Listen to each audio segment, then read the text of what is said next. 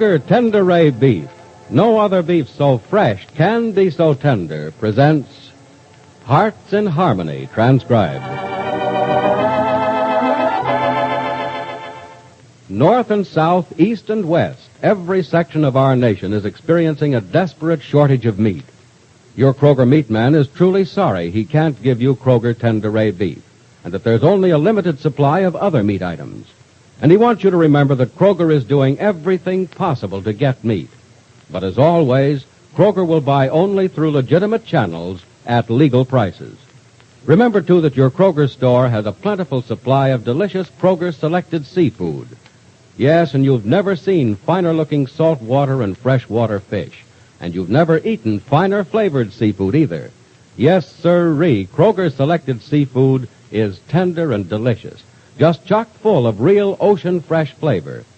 You see, Kroger-selected seafoods are rushed right to your Kroger store by Kroger's special rush delivery system, so they're bound to be good. Another thing to keep in mind, you have a marvelous variety of seafood to choose from at your Kroger store. You'll be delighted with their firm flesh and delicious flavor, and with the low price. So don't delay. Get your share of Kroger's selected seafood at your Kroger store.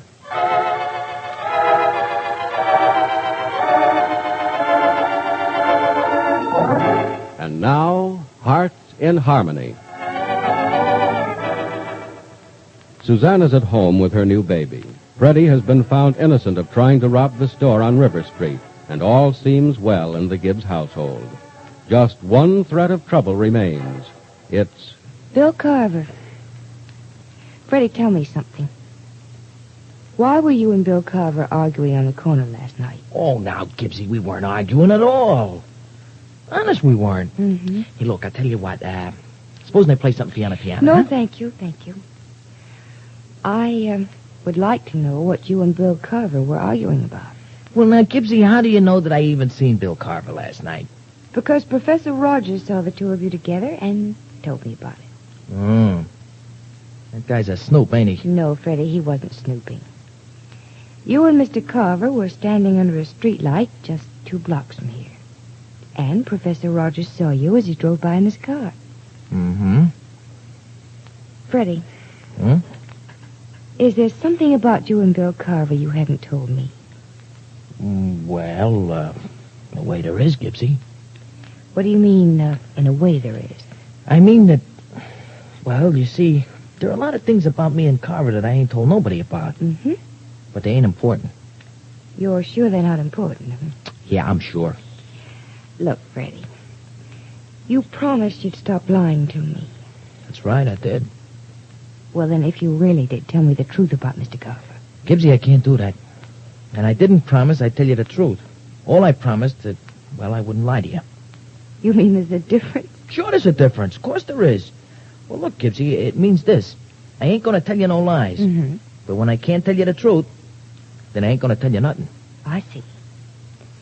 So there is something between you and Bill Carver, and you're not going to tell me about it. I just can't do it. Why can't you? Because if I do, Carver will... Because if you do, Carver will what? Go on. Nah, Gibbsy, I can't. It's no use. It ain't going to do you no good if I do tell you about it. The fact of the matter is that it's just going to make things worse. Make what worse? What I know about Carver. Look, Freddie, what do you know about Bill Carver? Why don't you stop asking me questions? Oh, don't shout at me. I'm sorry. I didn't mean to shout at you, but gee, you get me so sore. Questions. All the time it's questions. I thought I got rid of all that when I got rid of those cops. And I thought you and I had an understanding that we were going to be honest with each other. Look, Gibbsy, I told you before and I'm telling you again, I ain't lying to you about nothing. No.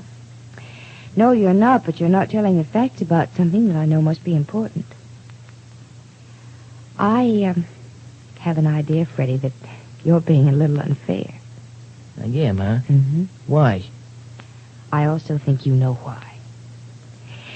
Look, Freddie, just look at what we've been through together. How we've both been in trouble because you were afraid to trust me with the truth. Now, are we going to have more trouble because you still won't trust me? No. No, what? We're not going to have any more trouble, or no, you're going to stop distrusting me? It ain't that I don't trust you, Gibbsy. Honest, look, you're the squarest dame in the world for me. I ain't ever met up with nobody like you, and I like you better, and I trust you more than anybody, but... But? But look, Gibbsy, there are a couple of things I can't tell you about. I just can't do it, and one of them's about Carver. Why, Freddie? Because if I do, you and me both wish that I hadn't done it. It can't be that bad. You don't know this guy Carver. No.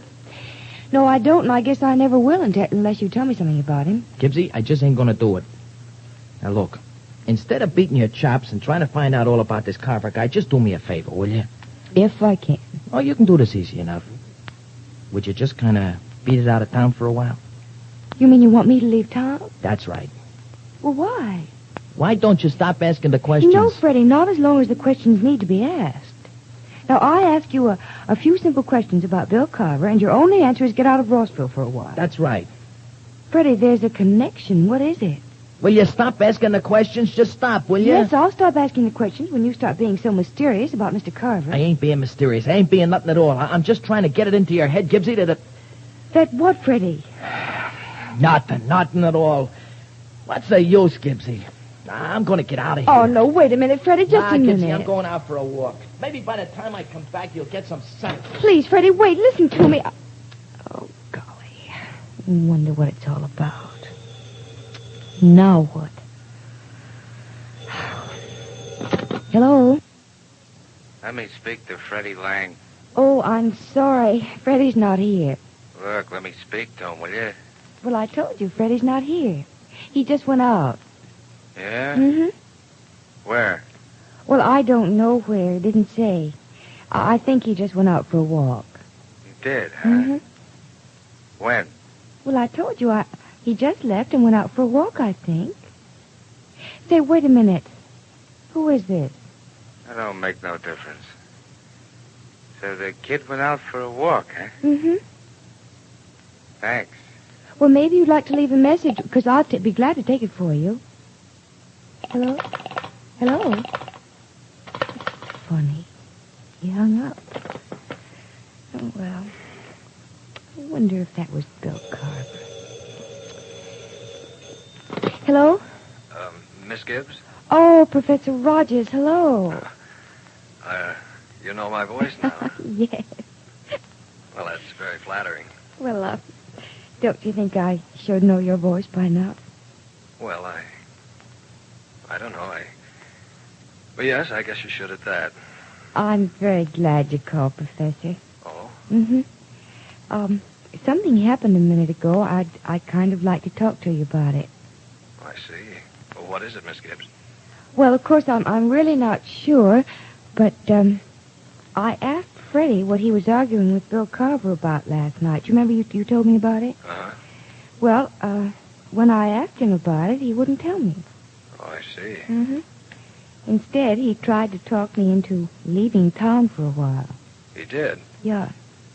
Well, did he, give you a reason why? No, he didn't give me any reason. I see. And, as a matter of fact, just before you called, someone telephoned for Freddie. Mm-hmm. He, wouldn't give his name, asked where he was, and I told him he'd gone out for a walk, and then he hung up. But, I have a strong hunch it was Bill Carver. Oh, I see. You think there's something significant about it, do you? Oh, Professor, I don't know.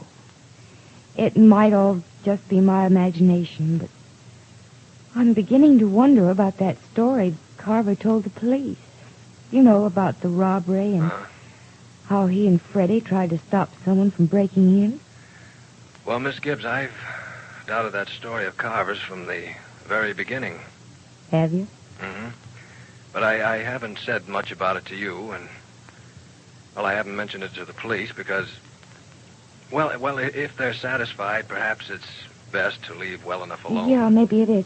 But, Freddie's attitude about Bill Carver has me worried, Professor. Well, it may be nothing to worry about, Miss Gibbs, but then again, it may. I tell you what. Mm-hmm. If it's all right with you, I'd like to come over and we can talk about it. Oh, I wish you would. Well, in that case, I'll be over right away. You're sure it won't be an imposition? Oh, no, not at all. As a matter of fact, I was calling you to, see if by any chance you were free this evening. You mean, you were going to ask me for a date, and Well, Yes, I guess that's what you'd call it. But, Miss Gibbs, if you'd rather not, Professor, I'm flattered. I think this will be the very first time we've been together when one or the other of us wasn't in trouble. Well, don't say that, Miss Gibbs. We may have troubles we don't yet know about.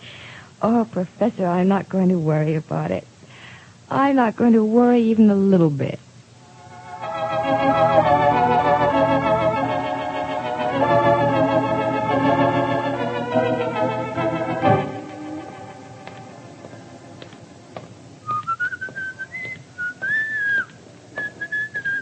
Hiya, Chump. That you, Carver? Yeah, Freddie, it's me. Walking anywhere special? No. Well, come on, walk my way. I'm going over to the park. No, Bill, I think I'm going to be heading back home. I said let's take a walk through the park. I see. Okay. That's better. You, just didn't happen to bump into me by accident, did you? What do you think? I think you've been looking for me. Okay, spill it. What do you want? Just to remind you about something, pal. Look, Bill, what do you want to go make more trouble for? Because you made trouble for me. Look, chum, I ain't got a cut on my head because I ran into a door. You took a swing at me when we was breaking into that store on River Street. Well, look, ain't you just as glad about that? The cops in this town are tough, and they'd have caught us sure if we busted into that joint. Not the way I had it figured they wouldn't have. No, pal, you crossed me, and I'm going to fix you good, just like I promised. Okay, you can do anything you want to me. Maybe I got it coming, I don't know. But just stop there, will you? Nothing doing, pal. I can kick you around a little for what you've done to me, but so what? What's that going to get me? I know what it's going to get me. No wisecracks, chump. Knocking you around ain't going to make me feel any better. I got bigger and better plans. Look, Bill, forget it, will you? Nobody got in any trouble because I knocked you out and kept us from robbing that store, did they? No, that's right, kid. But somebody's going to have trouble soon, and plenty of it. You mean Gibbsy, don't you? Yeah, the Gibbs dame. Oh, Bill, for Pete's sake, why don't you just scram out of town and forget all about her? I'm going to beat it out of town, all right, kid, but not until I've taken that Gibbs dame and made her wish she'd never been born.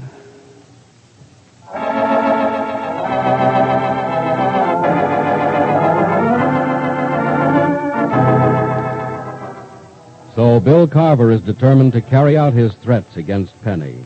Will Freddie have the courage to tell Penny the truth before it's too late? And are Penny and Professor Rogers becoming more than just friends? Be sure to listen to the next dramatic episode of Hearts in Harmony. You know, every state in this union of ours is experiencing a critical shortage of meat, so there's not much chance of getting famous Kroger Tender Ray beef. Just remember, though, that Kroger is doing everything possible to get meat for you. As always, however, Kroger will buy only through legitimate channels at legal prices. Don't forget, either, that your Kroger store has a plentiful supply of delicious Kroger Selected Seafood. It's the finest flavored seafood in town, because Kroger Selected Seafood is especially selected for its firm flesh and tasty deliciousness. So without delay, get your share of Kroger Selected Seafood at your Kroger store. Now, your local announcer.